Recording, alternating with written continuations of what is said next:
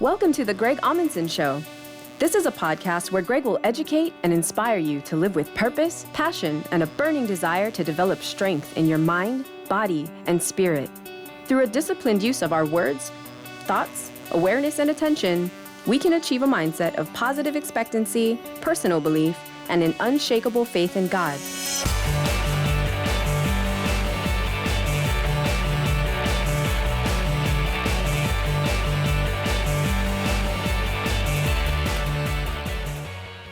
Hello, friends, and welcome to episode 4 of the Greg Amundson Show. I'm so grateful and happy to be with you on the show today because I have got a couple great stories, and I'm going to be introducing to you one of the most remarkable men, one of the most incredible mentors in my life. So get ready, my friends. In the words of my dear friend, Coach Greg Glassman, 3, 2, 1, go. Many years ago, there was an old wise man who was charged with standing in front of the city gates, welcoming every single visitor that passed by. One day, the old man is standing guard at the gates, and along comes a weary traveler. This weary traveler, even from a distance, it's evident that he is having a bad day. He has a frown on his face. His shoulders are slumped and rounded forward. He's not breathing deeply or fully. This traveler approaches the old man and, in a bit of a harsh, grumpy voice, says, "Old man, what kind of people are in this city?" The old man answers that question by asking a question of his own. The old man replies and says, "Well, what kind of people were in the city from whence you just came?" The traveler says, "Oh, well, you should have seen them. They were grumpy, they were mean, they were downtrodden, they were just negative people." The old man sighed and said, "Well, you will find those exact same people here in this city. Welcome." Shortly thereafter, along comes another traveler, only this traveler is practically skipping down the path while whistling a joyful tune. This traveler approaches the old man and with a big smile on his face says, "Old man, I'm here. What kind of people are in this city?" The old man says, "Well, traveler, what kind of people were in the city from whence you just came?" This traveler says, "Oh, I wish they were here with me now. You would just love them. They were kind, they were open-hearted, they were gentle, they were full of love and passion." The old man says, "Well, I've got some great news. You will find those exact same people here in this city. Welcome." Isn't that a great story? One of my favorites. And the reason that's one of my favorite stories is it ties in so beautifully to one of the key messages from the life and ministry of Jesus Christ. You see, Christ taught these powerful words. Christ taught that whatever it is that we are seeking, we will find. Whatever it is we are asking for, we shall receive, and whatever door we knock upon will open. What's so important, my friends, for the modern day warrior is to understand that in that amazing lesson from the life of Christ, Christ did not quantify this lesson, meaning that he said, whatever it is you're asking for. You see, he didn't say, all the good things you're asking for you shall receive. He said, whatever it is. Right? There was no inherent warning. He didn't say, be careful not to seek these things because you will find them. Instead, he said, whatever it is you're seeking, you will find. And in the lesson regarding knocking upon a door, when Christ was teaching the karma of our actions, he said, whatever door it is that you knock upon, it will open. Isn't that amazing? Doesn't that bring that message from Christ to new light, a new perspective, a new understanding, a greater appreciation? What profound wisdom the Master was teaching us, my friends. And it ties in beautifully to the story. Because here you have one weary traveler. What is he seeking? Negativity. What will he find? More negativity. The other traveler is essentially seeking positivity. What will he find? Exactly what it is he is looking for. And my friends, this insight alone can be potentially life-changing, because this can allow us to achieve greater discipline in our lives, disciplining ourselves to speak with positive expectancy, disciplining ourselves to use our vision, our eyes, to see with new eyes, as it says in the Bible. And then disciplining ourselves to be mindful of the actions that we take in our life. Because everything we say and everything we do creates a rippling effect throughout the universe. It ultimately touches every corner of our life. And whatever it is that we put out, ultimately in time will return to us. This is what's known as the law of attraction. And there's nothing mythical about it. It's very simple. Christ taught this same message when he says, what you sow, you will reap. This is why the metaphor of the farmer, I think, is so profound. You see, when the farmer planted seed, there was no question in the farmer's mind that if the farmer planted an apple seed, that an apple tree would grow.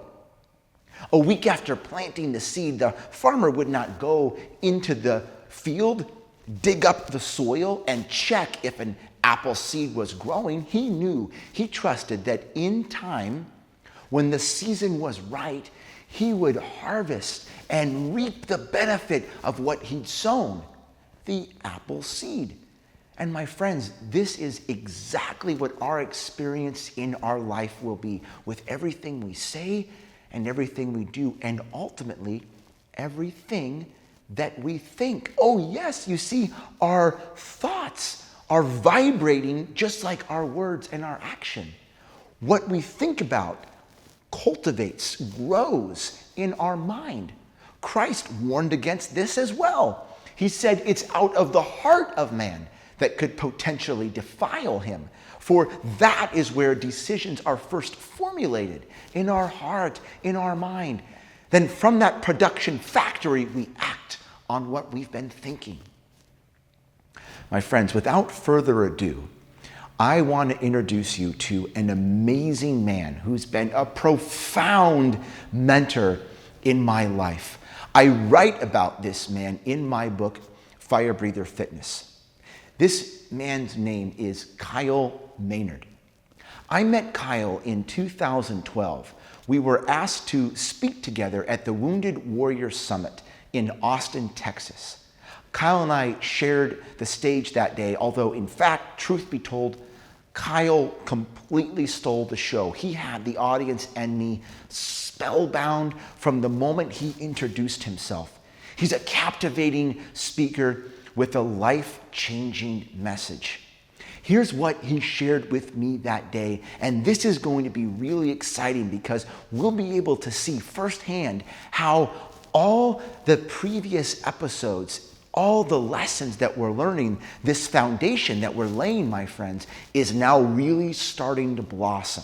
If you've been tuning in to previous shows, this should be exciting because now we're really beginning to develop the mechanics of our mind and of our spoken word. And just as Coach Glassman said, mechanics, consistency, and then intensity.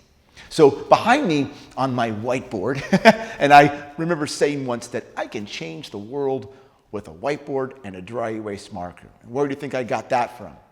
Exactly, that's Coach Glassman. So behind me on my whiteboard, I've got two diagrams. We're going to go into both of them. But first, the diagram that came from 2012 at the Wounded Warrior Summit with Kyle Maynard.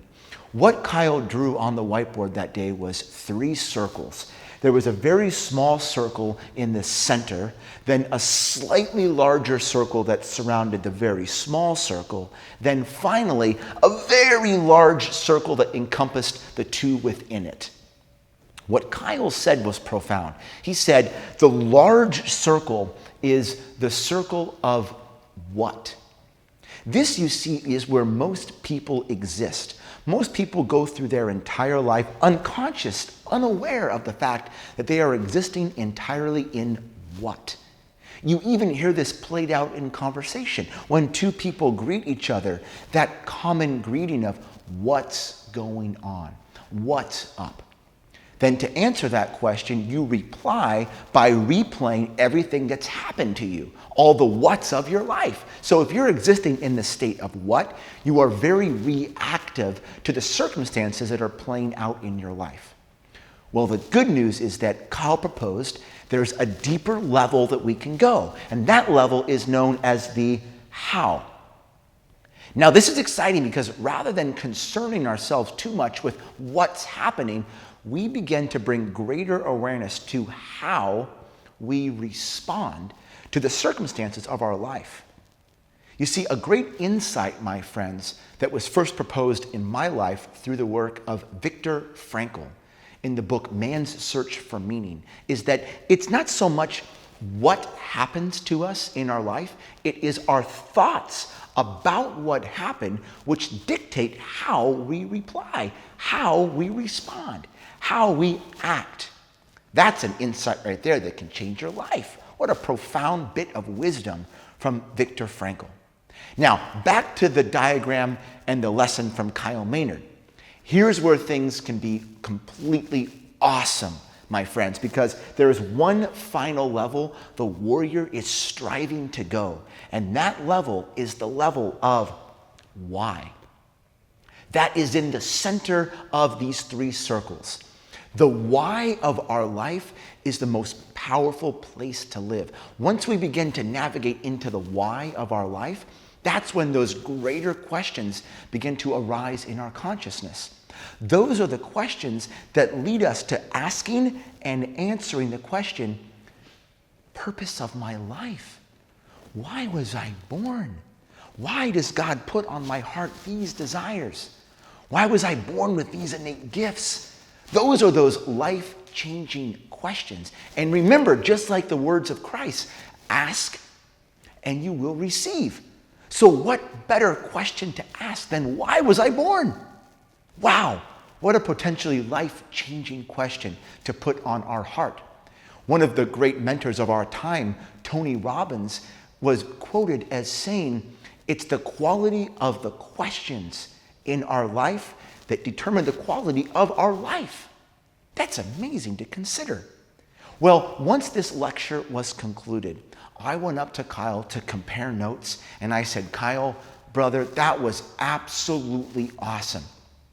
Here's the words Kyle said to me that day. They still burn in my memory.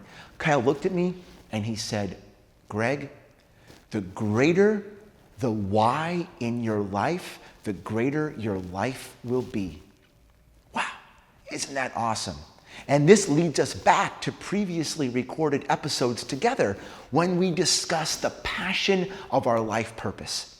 As you've undoubtedly heard me say, I firmly believe that God innately gave us each a mission to accomplish during our lifetime, a unique purpose that only you and I, my friends, can fulfill.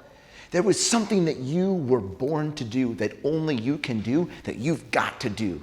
And until you are doing that, there will be a big gap, a big hole in your heart. And at first, we try to unconsciously fill that gap with the material world, when in fact that hole can only be filled from within, from the presence of God and through the fulfillment of our life purpose. Now, Before we go live to a few very special lectures and stories that I'm so excited to share with you, I want to share with you here and now one final lesson. This again comes from the work of Viktor Frankl. And once again, we go to the whiteboard to really understand this lesson, because I found in my own life experience, this visual diagram, when imprinted on our consciousness, helps us tremendously during the ebb and flow of our life. What I've drawn behind us is, for many people, going to be a bit of a radical proposition. What I've drawn behind me is two circles spaced apart. One circle has an S contained within it. That S stands for stimulus. The other circle has the letter R. R stands for the word response. Now, if you look at the diagram, you can see that there is some space between stimulus and response. And in between that space, I've written the word breath. You see, what normally happens during the course of our day, especially when during the course of our day we're facing some challenges, normally what happens is stimulus and response, they bang together. There is absolutely no space between stimulus and response.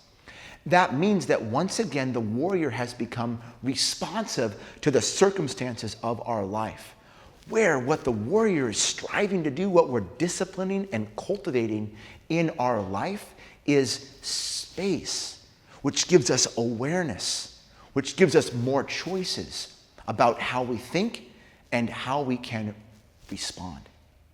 That's a huge difference from the way that most people go through life, completely reactionary to everything that's happening around them. The lesson here, my friends, is we have a tool with us at all times that can help us create space between stimulus and response. That tool is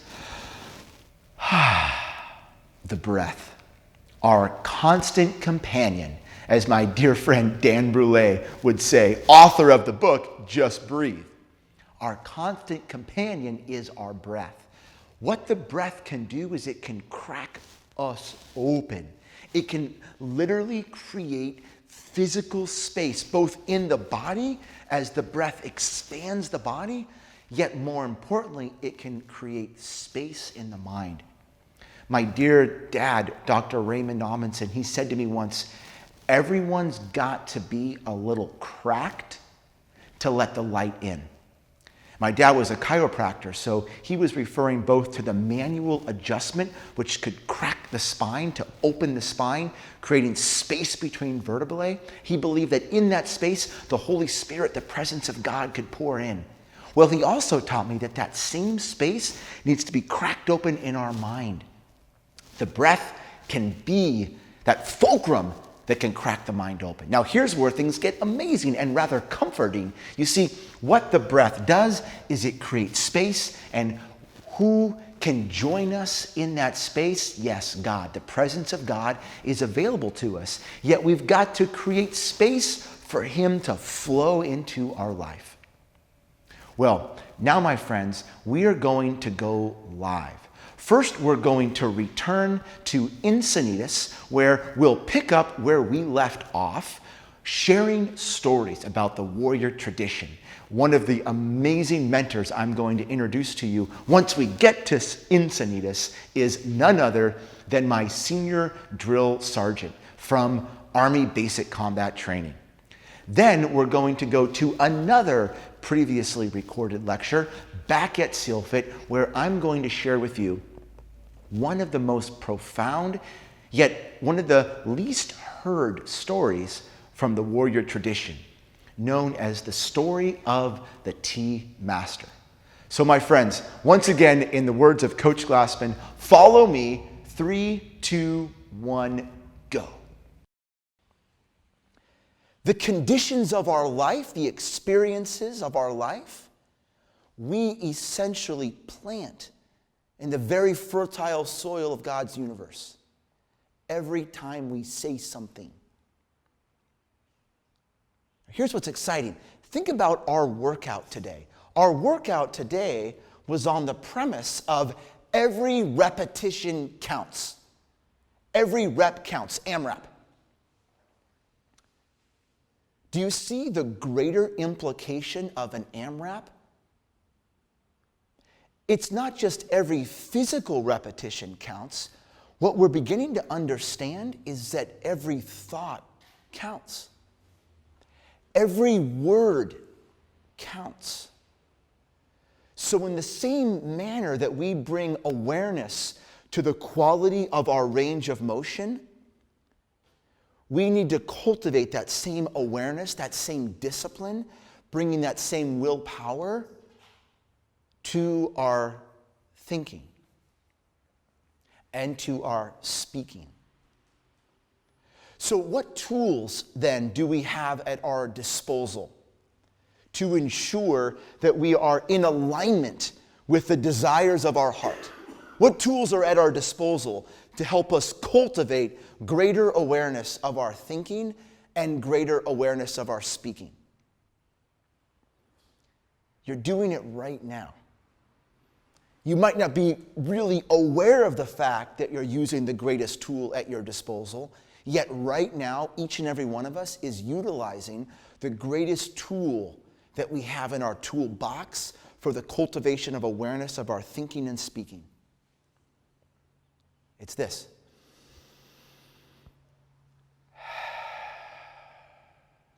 It's our breathing. Where did our morning begin? Where did we go? Outlook point. What did we do? Box breathing. What happened after we did box breathing? Heartfelt prayer, intention, mantra, affirmation. That all preceded any physical work that we did. The breath is the opportunity to create a little bit of space in our mind. I'd like to think that Heraclitus, when he was surrounded by that enemy force, which we now understand might have been his own thinking, as he was surrounded, as the dog of fear was starting to bear down on him, he came into his mountain stance and he went through several repetitions of pranayama, mindful breathing. And every breath he took pushed back that enemy force. And once he had created a little bit of space, then he dropped into that meditation. Yet he needed to cultivate and create space first. In martial arts, in particular Brazilian Jiu-Jitsu, the mantra is space equals escape. Isn't that neat? And we can create that space in our mind through our breath. So what I'd like to do is I'd like to go back to the beginning. Let's conclude our session today where we started, which is in mindful breathing. Then, instead of simply coming into a heartfelt prayer or intention or mantra in our mind, we're going to go one step further. And I'm going to teach you a very, very powerful practice that I teach in my book, Fire Breather Fitness. This practice is what's known as first words. This is the practice of a warrior. This practice alone, when combined with mindful breathing, this practice alone can radically and positively influence the quality of your life. This practice has the ability to change the direction of your life by 1 degree. Even a half degree of change in your life could make a profound difference. If a plane left New York with the intention of going to San Diego and was half a degree off on its flight path, it would land in San Francisco. So 1 degree of change over time can have an awesome effect on your life. Here's how the practice works. We'll come in a moment into our mountain pose. I'll cue you through mountain pose. Then we'll go through 4 rounds of box breathing, utilizing the Ujjayi nostril breath, which I taught you out at Overlook Point. At the end of that, we will have created a settled effect. One of my yoga teachers said it's like the sand settles and the water becomes clear. Then into that clarity, we'll begin to have greater awareness of the quality of our thinking. We come into our mind and we're going to determine what we want to say in the form of a mantra, an affirmation, or a heartfelt prayer. Whether it's a mantra, affirmation, or heartfelt prayer, the key is to always think and speak in the positive tense. Always imprinting on our mind, always planting the seed in the soil of what we desire, not the lack or absence of it. Positive tense speaking. Then, first words. In the form of a whisper that only you can hear. You will then speak what you've cultivated in your mind. So we now yoke the entire practice together. The body, the mind, the spirit are yoked in that moment. And my friends, you will be in for an amazing experience. I can assure you that the seed you plant today in this level of power, as we join together for this practice, will sprout in your life sooner than you could possibly realize. So really take this practice seriously. This is just as powerful as many reps of pull-up, push-up, and squat as possible. Perhaps more powerful. Mark Divine recently said it's the 20x factor, where working out, as much as we enjoy working out, the real excitement, the real battlefield to engage upon is working in. That's the 20x factor. And we have the ability to practice that today. Sound good? All right, let's stand up. Mountain pose. Stack your feet directly underneath your hips. Your feet are essentially on railroad tracks facing forward. Tuck the tailbone down and in, then pull the belly button back to the spine. Beautiful. Roll the shoulders back. Notice how that opens the heart. Then rotate the palms forward. Energetically start to shine some energy, some light out through the palms of your hand. Then imagine there's a silk string on the crown of your head, just lifting the crown of the head, lengthening the spine up towards the heavens, towards the sky. Then close your eyes. You may notice the gentle sway of your body. Then just bring awareness to the breath. Set the intention to transition into nostril breathing. Then I'll lead you through a full round of box breathing. Let's begin by letting all the air out. Exhale. Now inhale through the nose. Hold the breath. Exhale through the nose.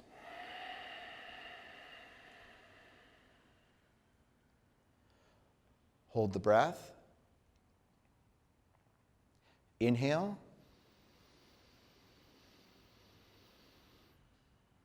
Hold. Exhale.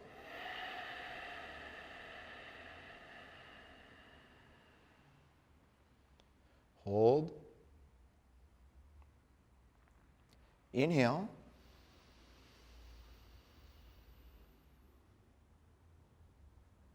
Hold. Exhale.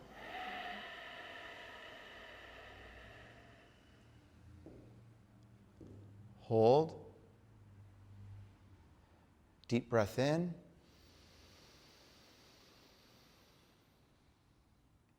Hold the breath. Slow breath out.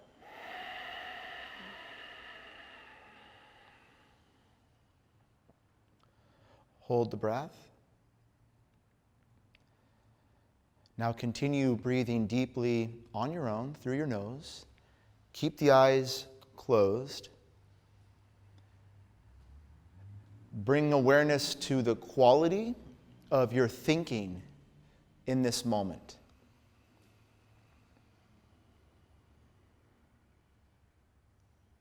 As you begin to bring awareness to the quality of your thinking, in that moment of awareness, just have the peaceful assurance that in this moment, you are not your thinking. You're beginning to experience the beautiful nature of your pure awareness, your great witness.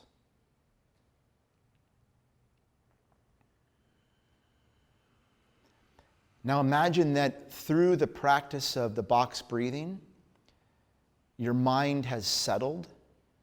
It's taken on the quality of a very still body of water. And into the center of that body of water, you are able to drop a single stone. And as that stone drops into the center of that beautiful still body of water, it creates a rippling effect which evenly touches the corner of the surrounding shore. Metaphorically, that stone, that pebble represents your spoken word. That rippling effect represents the power the spoken word holds in your life. So begin now to determine your intention for speaking. The heartfelt prayer, the mantra, the affirmation you intend to speak. Before we speak these words, repeat them in the temple of your mind.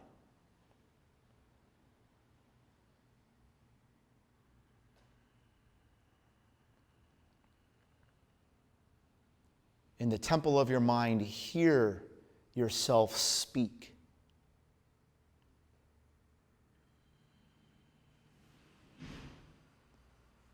Then, keeping the eyes closed,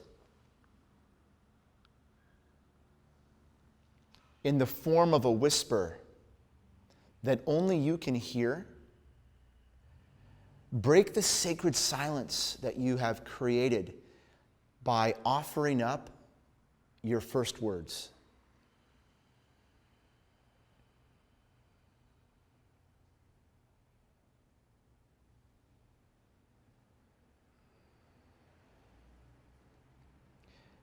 Then keep the eyes closed a few moments longer. Just trust that that spoken word was a seed that is now being cultivated in the universe. That spoken word took on the quality of that pebble being dropped into the water that is now rippling through every corner of your life. And here's what's exciting, my friends. As you go through your day, every time you speak, this process is in fact unfolding. Every time you speak, this practice is in fact unfolding. And open your eyes. Bringing your palms together over your heart. Deep breath in. A slow breath out. All right, my friends. Thank you all so much. You did a great job today. Well, my friends, I hope you enjoyed the conclusion of the lecture from SealFit. Now, come with me. We are on our way to meet the Tea Master. Many, many years ago, in ancient Japan, a tea master was walking along a dirt road. And approaching the tea master from the other direction is a samurai. And accidentally, the tea master bumps into the samurai's scabbard.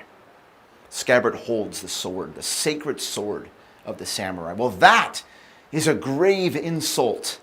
And the samurai warrior draws his sword and prepares to cut down the tea master. The tea master begs for his life. The samurai says, "You have committed a grave assault against me, and I will kill you, but I will give you the chance to defend yourself." They agree to meet 2 days later on that very road. Well, the tea master is a master of the tea ceremony, but he's no fighter. He's no warrior. He's never even held a sword. Certain of his death, he walks through the village, and he comes across a well-respected old retired samurai. And he asks this samurai if he will fight this duel on his behalf. The old master says, "No, I will not fight your battle for you, and you will certainly perish during this battle. However, I will join you for tea." Well, the tea master sets down his kettle and he prepares to make tea. And he immediately drops in to deep concentration, the Zen mind. Everything else, including his looming death, disappear as he prepares tea. Now, the old samurai master sees in the master of the tea ceremony absolute commitment. Absolute commitment to the task at hand.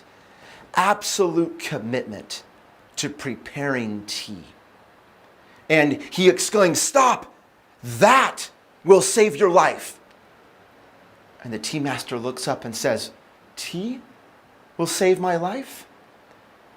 The master says, "No, the commitment that you display now."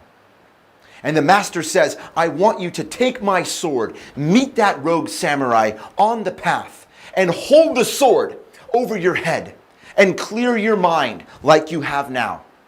And commit to one cut, to cut down that samurai as he approaches you. Commit, and you will win. Commit, and you will live." Well, the master of the tea ceremony is also a good student, and he listens and he understands. 2 days later, there, early, waiting for the samurai, with his sword held overhead, is the tea master. His mind is clear. He has committed to one task, to one action, to one purpose. The samurai approaches and is first startled to even see the tea master here on the roadway. But he draws his sword and he starts to walk closer and closer and close. Suddenly he can walk no further. He knows if he takes one more step, he will be cut down. He feels the commitment. He can see the commitment of the tea master in front of him. And in that moment, he puts his sword back. He bows and he walks away. Hello, friends, and welcome back. I hope you enjoyed our time together back at Encinitas. That was really an amazing day. My friends, I want to leave you with a little bit of a warning. In my experience, there's something rather unique about the way the universe works. I firmly believe that God will give us as many opportunities as needed to learn the lesson that He is trying to teach us. And in my experience, the way this works, you see, is that God increases the intensity of the lesson a little bit every time He teaches us the lesson because He really wants us to get it. So this is exciting because, you see, imagine if we got the lesson on the first iteration. Wouldn't that be amazing? We could very quickly accelerate our knowledge, our wisdom, our growth, our maturity, our understanding. We could very quickly accelerate that level of knowledge if we were able to understand the lesson on the first iteration. Oftentimes, the way these lessons work in our life is a bit like a GPS system. Imagine if we got in the car, we programmed our destination, and off we went. And Garmin says, turn right. And you and I think, I'm going to turn left. Garmin can't possibly be right, so we turn left. What does Garmin do? Recalculates. Garmin says, make a U-turn. And again, if we ignore that direction, once again, Garmin recalculates. The route is recalibrated, and the Garmin system of navigation will continue to reroute us until we decide to follow directions, which ultimately gets us to our destination. Now, we could have ultimately made that first right and gotten to the destination a whole lot sooner, yet either way, we will arrive at our final destination. Let's get there a bit sooner, however. Let's arrive at that destination that God is desirous of us arriving at with the least amount of resistance possible along the way. For this reason, let me share one of the lessons from the warrior tradition. You see, in the warrior tradition, the same story was told 3 times. The same story 3 times. The reason for that is that it was believed in the warrior tradition that the first time the story was told, you simply listened. That's it, just listen. The second time the story was told, you heard the story. The third time the same story was told, you understood. Now, the warrior was told that if they could understand the story on the first iteration, they would be able to very quickly accelerate their level of knowledge. They would be able to then grasp greater stories containing greater lessons if they were able to understand the lesson contained within the story on the first iteration. And this is exactly the way the universe works in our life. If we can understand the lesson that God is trying to teach us during the ebb and flow of our life, and by the way, these lessons oftentimes come wrapped in the packaging of a challenge.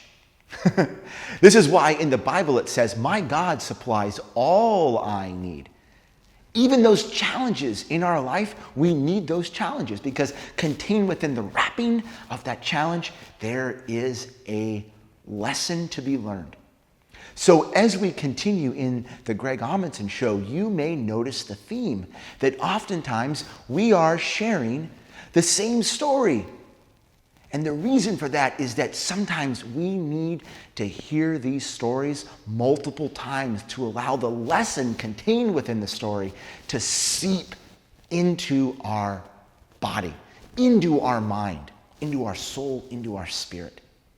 So in that spirit, I want to leave you with one final story, a story that we have heard before. Yet perhaps this time we can really begin to understand. Many, many years ago, there was a hawk and a dove perched upon a tree branch. They were watching the snow fall during this winter's day, when suddenly the hawk looked at the dove and said, "Dove, tell me, how much does a snowflake weigh?"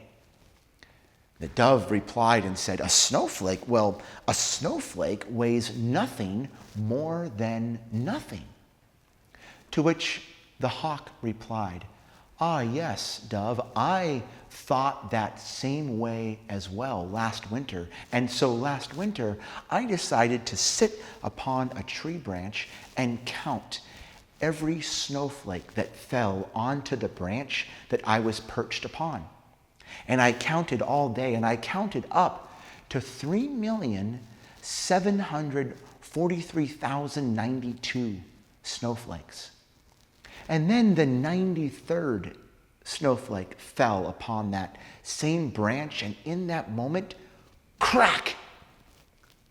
The branch broke. In that moment, dove, A snowflake that weighed nothing more than nothing broke the branch of the tree. Well, my friends, until next time, may God bless you and keep you safe. And I will see you back here soon on our next episode together of The Greg Amundson Show. Take care. Thank you for listening to the show. Please subscribe, rate, and share this podcast. You can find more info at gregoryamundson.com. Take care and God bless.